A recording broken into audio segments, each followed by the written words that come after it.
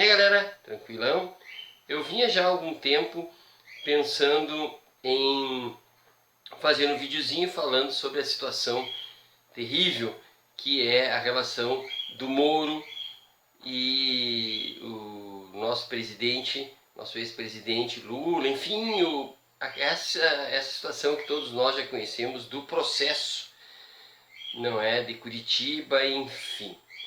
Mas, evidentemente, que eu não vou comentar exatamente esse tema, porque esse é um tema que já está sendo badalado há algum tempo, né? E não sei que novidades eu poderia trazer. Mas no campo da filosofia, no campo da sociologia e da psicologia, eu acho que até dá para a gente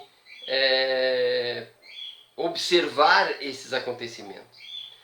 Porque eu fiquei imaginando a seguinte situação, né?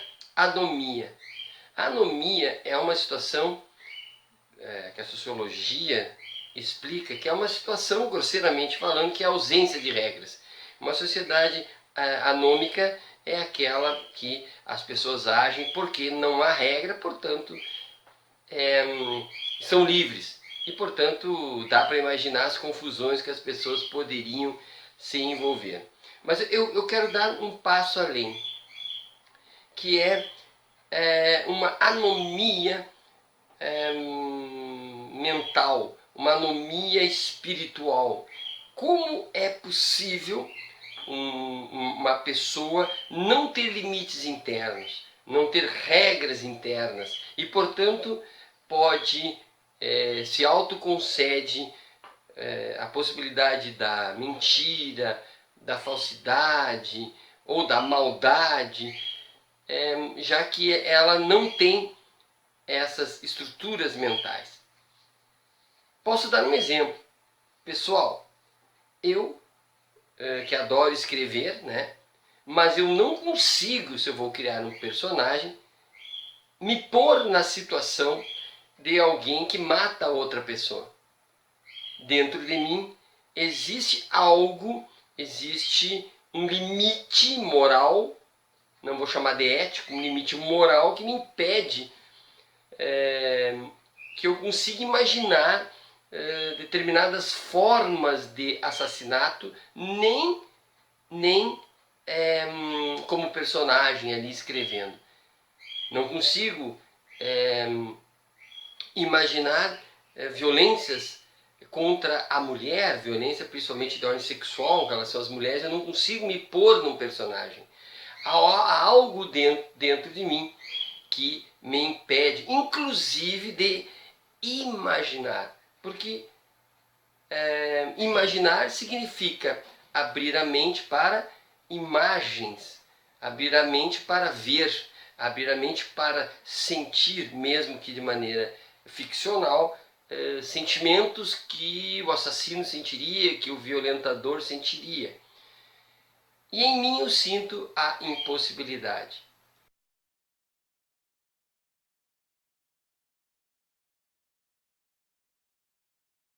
Porque aí, no caso, há uma colisão com normas, com conceitos que são que já estão solidificados em mim. Mas de onde vêm essas normas que se contrapõem à anomia mental? Esse regramento que existe em nós, que eu vou chamar de moral, ele é cultural, ele surge das vivências, das convivências, surge da literatura, surge dos sites que desde sempre eu assisti, surge das brincadeiras de criança, surge daquele contexto que eu me desenvolvi do meu pai, da minha mãe, que foram estabelecendo em mim preconceitos. Portanto, é possível perceber que eu não dou sentido negativo ao preconceito. Nem todo preconceito é negativo. O preconceito que eu tenho com o ato de matar alguém é um preconceito positivo. É um conceito feito antes. O conceito de matar alguém de maneira injusta por prazer é um conceito que não existe em mim. O que existe é um conceito contrário a isso. Não devemos. E aqui não importa se é por motivos religiosos, se é por motivos culturais, mas a questão é que precisamos de uma mente que tenha em si mesma normas de conduta.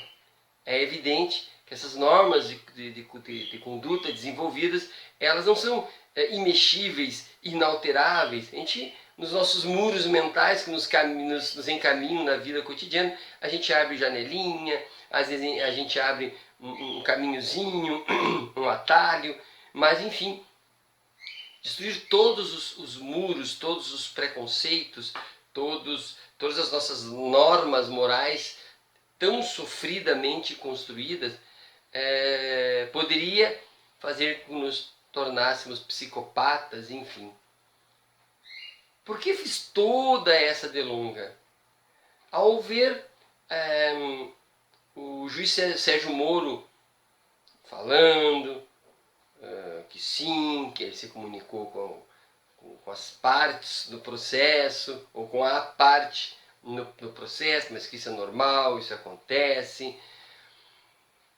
Também vi pessoas, várias pessoas que concordaram com isso, várias pessoas me disseram assim, não, mas os fins justificam os meios, porque para que fosse possível interromper a corrupção e as ilegalidades, é possível ser corrupto e ilegal agora, para um mal menor no futuro.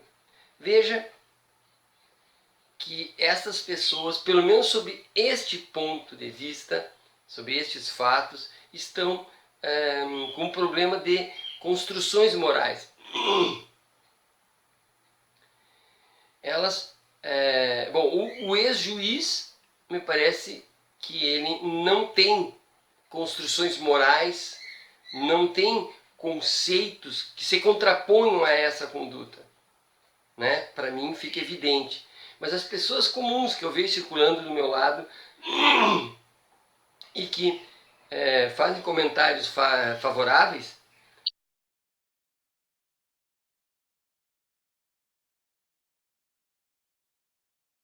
que fazem esses comentários favoráveis, elas não são, elas não estão sem nenhum tipo de regramento moral.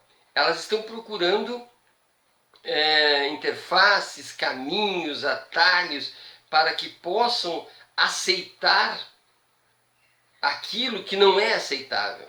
Eu vejo que os meus parentes próximos, que as pessoas que convivem, os meus amigos, os que concordam com esse discurso, eles lutam porque os seus preconceitos positivos, as suas construções conceituais do belo e do bom e do correto, ficam tensionadas porque elas começam a apontar, mas esse discurso não é o correto. Entretanto, buscam caminhos para suplantarem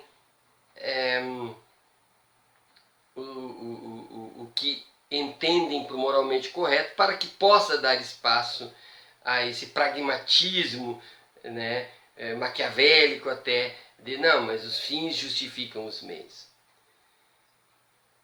Acontece que a mídia, acontece que os jornais, as conversas de botequim, elas estão criando novas anomias. Elas estão abrindo brechas nas estruturas mentais para que seja possível discursos preconceituosos, discursos de ódio, para que seja possível prisão de inocente, para que seja possível que juízes auxiliem uma parte em detrimento da outra. Estão criando ou estão destruindo aqueles que já têm determinados princípios.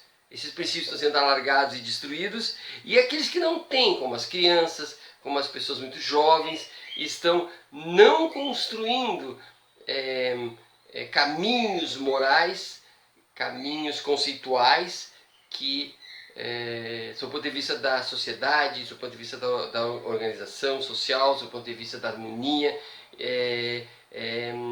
são prejudiciais.